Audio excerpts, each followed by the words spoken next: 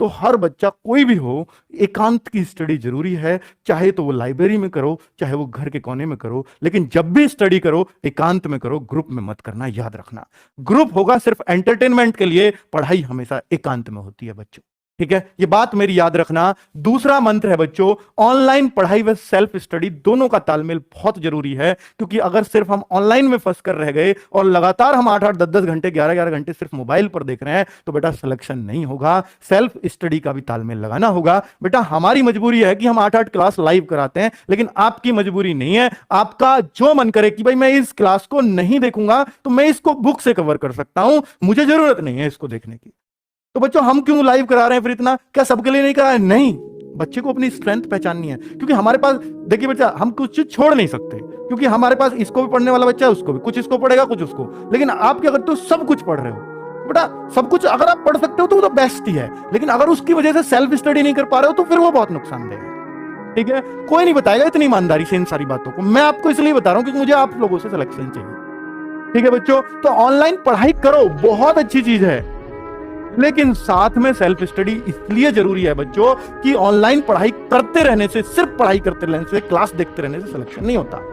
जब तक अपने दिमाग में ना उतारो, और दिमाग में उतरती है चीजें सेल्फ स्टडी से। तो बच्चों दोनों का तालमेल प्लीज बना के रखना। मैं ये मानता हूं मैक्सिमम मैक्सिमम मैक्सिमम 5 से 6 आवर क्लास ऑनलाइन लेनी चाहिए, इससे ज्यादा नहीं लेनी चाहिए। ठीक है, और अगर 5-6 आवर्स ऑनलाइन ले रहे हो तो बेटा 5 आवर्स की सेल्फ स्टडी भी चाहिए, जो बुक से हो सकती है, नोट्सों से हो सकती है। ठीक है, फिर सर कैसे करें, क्लास तो ज्यादा है। तो बेटा आप उस सब्जेक्ट को छोड़ो जिसको आप बुक से कर सकते हो। आपको लगता है मुझे बुक से और मुझसे क्लास से दोनों से एक सा होगा, तो आप करिए, फिर आप बुक को प्रीफर करिए, क्योंकि इतनी क्लास आप नहीं देख पाओगे, मुझे भी पता है, रेगुलरली तो नहीं देख पाओगे। इस तालमेल को उन सब बच्चों ने बहुत बेहतर बिठा रखा था। सब में ये बात कॉमन थी बच्चों कि सबका ऑनलाइन पढ़ाई फिक्स, इतनी क्लास करनी है, और सबका सेल्फ स्टडी फिक्स कि इन क्लास के बाद मुझे ये प्रैक्टिस करनी है। ठीक है बच्चों, आगे बात करता हूं बेटा मॉक टेस्ट। ये ऐसा कोई बच्चा नहीं था कल जो सिलेक्शन के बालक आए, सेलेक्ट होके जो दिल्ली पुलिस में जो आए हमसे बात करने मिलने, तो उनमें कोई ऐसा बच्चा नहीं था जिसने मॉक टेस्ट ना दिए हो, मेरे ना दिए हो, किसी और के दिए हो, पर दिए हो। मॉक टेस्ट के बिना सिलेक्शन संभव आजकल नहीं है ऑनलाइन की दुनिया में, है ना बच्चों। तो मॉक टेस्ट अगर आप वीकली देते हैं तो ये बहुत अच्छा है बच्चों, बहुत शानदार है। अब इतनी पढ़ाई तो आपने कर ली है कि वीकली मॉक टेस्ट दे सको, और वीकली मॉक टेस्ट में अगर आप शुरुआत में देना शुरू करते हो तो मैं कहता हूं बच्चों 150 अपना पहला टारगेट रखो कभी भी मॉक टेस्ट में। अगर 150 को अचीव, देखिए ऐसा होता है कई बार मेरे एक में 150 आ गया, बाकी में 130, फिर 130 पे आ गया। बेटा इससे डिमोटिवेट मत होना, वो अभी आपका लेवल 150 का बना ही नहीं है, क्योंकि जिस दिन बन जाए उस दिन आप 150 से नीचे आना बंद कर दोगे, इसलिए डिमोटिवेट मत होना। 130 का ही मेरा लेवल है, वो तो आ गए एक में 150, क्वेश्चन आसान रहे होंगे, लेकिन 150 का बनाओ। पहला टारगेट ये कि मैं लगातार 2-3 टेस्टों में 150 ले आया तो आपका 150 का लेवल है।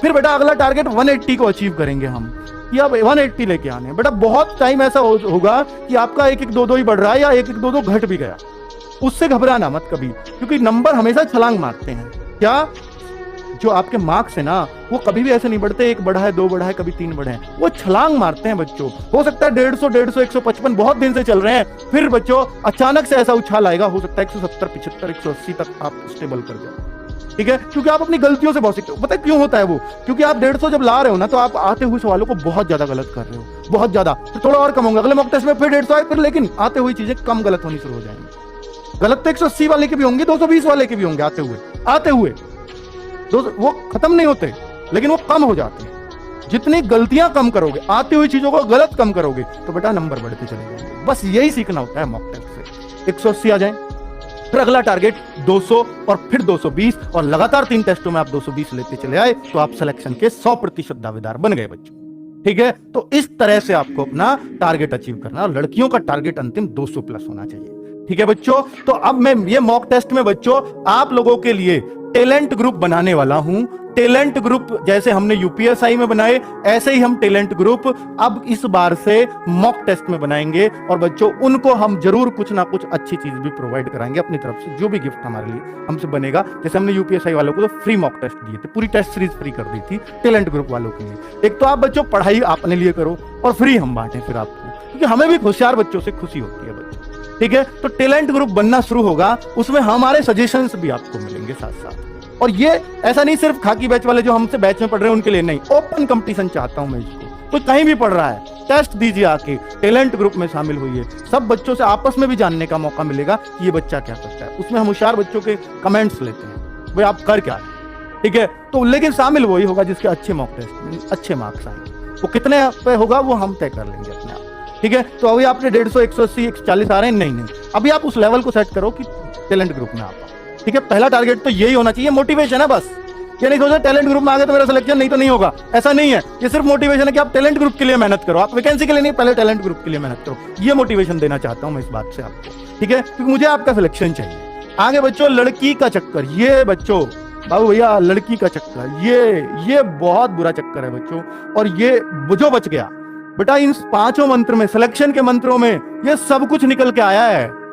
क्योंकि आपने देखा होगा अक्सर कमेंट्स में कि बच्चे लोग, किसी लड़की ने कमेंट कर दिया ना, तो उसका भैया, उसके हाय पूजा, हाय बबीता, हाय सीमा, हाय रीना। लेकिन अगर कोई पप्पू, कोई मतलब कोई और राहुल, कोई पंकज ऐसे कमेंट कर रहा है, तो उस पर नहीं होता हाय पंकज, हाय राहुल, नहीं, ये होता है लड़कियों का कमेंट है। तो निश्चित तौर पर आप करते हो इसलिए आपको हंसी आ रही है, जो हंस रहा है सब करते हैं, ये निश्चित तौर पे बात है, ठीक है बच्चों। तो ये चीज किसी में नहीं थी उनमें।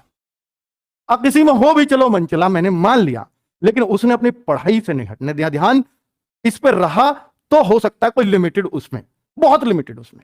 लेकिन बच्चों अब आप क्या करते हो, क्योंकि बच्चों आपकी नई नई एज होती है, आपने अभी जिंदगी के धक्के नहीं खाए हुए होते, क्योंकि आपकी एज 18, 22, 23 साल है, और इसमें अभी आपको धक्कों का पता नहीं है। इसके निकलने के बाद, एज निकल जाए भर्ती होने के बाद, भर्ती ना हो पाओ, और जब एज निकल जाए तो बेटा धक्के तब पता चलती है क्या होता है, ठीक है। तो मैं आपसे कहूंगा कि बेटा ये पूछना बंद कर दो। आपका देखिए लड़कियां भी, मतलब फिर ऐसा होता है कि हाय पूजा उसने बोल दिया, कि उसने बोल दिया हाय राहुल, इतने में तो राहुल बेटा फिर रोज पूजा को ढूंढेगा कमेंट में, ये निश्चित बात है, ठीक है। वो रोज ढूंढेगा कहां गई पूजा, और उसने, पूजा ने हाय राहुल कह के उस राहुल की जिंदगी तबाह कर दी। मैं उस पूजा से भी कहना चाहूंगा, तो आप प्लीज लड़कों को ये हाय वाय ना बोलें, वरना उसने एक पोस्ट तो आपने वैसे ही कम करवा दी उसकी, है ना। वो कहीं बेचारा लगा जाता, लेकिन आपने उसको खत्म करवा दिया। तो बच्चों ये मैं निश्चित तौर पे कह रहा हूं कि ये चीजें ना आपको खत्म ही करनी पड़ेंगी, तभी सिलेक्शन होगा। क्योंकि अगर हाय के बाद अगर हाय जवाब आ जाता है ना, तो अगला पॉइंट ये होगा, हम भी लाइव कमेंट पढ़ते हैं कि आप कहां से हो। अगला ये होता है, अगर पूजा ने हाय राहुल बोल दिया, तो राहुल का अगला सबका कॉमन है कि पूजा आप कहां से हो। उसने बता दिया कि मैं गाजियाबाद से हूं। अच्छा आप किसकी तैयारी कर रहे हो? अरे यार यूपी पुलिस की क्लास देख रही है, वो आईएएस की तैयारी थोड़ी ना कर रही है भाई। मतलब ये बात चलाने की बात है, इससे होगा क्या?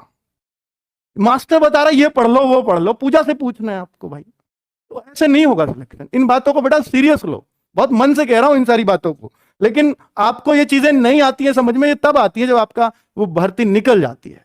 जब आप सोचते होगे कि जो 49,000 में और 41,000 में भर्ती नहीं हुआ, 90,000 कांस्टेबल एक साथ निकाले, उनमें भर्ती नहीं हुआ, तो सोचता होगा ना कि मेरी ये कमियां रही थी, मैं करता था ये चीजें। वास्तव में चलो जब तो इतना ऑनलाइन का दौर नहीं था, अब तो बहुत ज्यादा, और सारा बच्चा बावला बना पड़ा है इसी चक्कर में कमेंट्स के में। होशियार बच्चा, जो सीरियस बच्चा है, जो सिलेक्शन लेने वाला बच्चा है, वो कमेंट से दूर रहता है अधिकतर, ये याद रखना बच्चों, ठीक है। डेडिकेशन ये तो अद्भुत मिलता है सिलेक्शन वाले बच्चों में, डेडिकेशन तो अद्भुत मिलेगा। चाहे कितना भी हाय पूजा, हाय सरिता, हाय राहुल कुछ भी हो जाए, वो अपने लक्ष्य से नहीं भटकता। उसको हमेशा याद रहेगा कि भैया पहले यूपी पुलिस से, बाद में होती रहेगी, देखी जाएगी, ये तो बस ऐसे ही पूछ लिया मैंने। बेटा वो जो चीज है ना, वो डेडिकेशन नहीं छूटना चाहिए किसी भी परिस्थिति में। भर्ती लेट होती है तो हो जाने दो, मुझे अपनी सीट लेनी है, मैं पढ़ता रहूंगा। कोई भटकाने वाली आए या कोई भटकाने वाला है, कोई दिक्कत नहीं, मैं भटक लूंगा, पर पहले यूपी पुलिस, उसके बाद जहां तू ले जाएगी ले चलूंगा, कोई दिक्कत नहीं है, ठीक है बच्चों। तो ये डेडिकेशन यही होता है कि उसके प्रति जो आपका लक्ष्य है ना, उसके प्रति आप अंधे होकर पड़े हो, कोई भी बीच में आया हो वो मेरे इसको नहीं डिगा सकता, है ना बच्चों। तो आपका वही है डेडिकेशन, चाहे वो लड़की हो या लड़का। अगर आप हाई फाई के चक्कर में पड़ गए तो हाई फाई से ज्यादा कुछ नहीं मिलेगा बच्चों, और ये नौकरी और जाती रहेगी।